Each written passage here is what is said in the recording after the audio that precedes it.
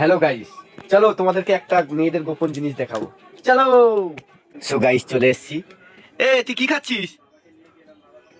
এটা কি? কি খাচ্ছ? কি খাওয়াচ্ছি রে? কি তেঁতুল? তেঁতুল ওরা এরকম করে খায়? আচ্ছা আচ্ছা আচ্ছা। মুখের জোর দেখ। বাবা কেন করে খাইতে পারি রে? আমি সবই খাবো। দুধ দেখলে আমার গাটা ঝিকা দিতে হচ্ছে। কিন্তু আগে খেয়েছি এখন আর তেঁতুল দেখলে আমার তো খাবে? বলো তোমাদের মুখে জল আসলো কি না? জল আসলে একটা লাইক করবে।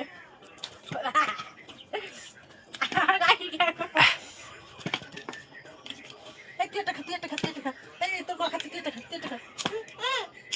ওরে মা, গালের মধ্যে ঢুকিয়ে নিয়েছে, এই দেখ। ইস বাবা।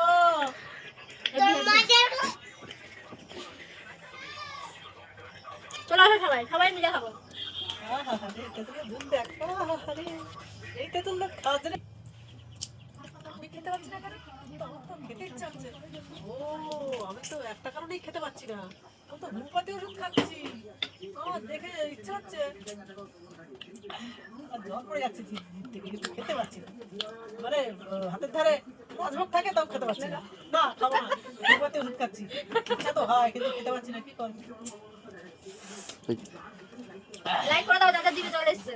লোক দিলে আবার বেশি পেট খারাপ হয়। লাইক দিয়ে দাও একটা ছোট করে আমার দিদিকে আর আমার বৌমাকে।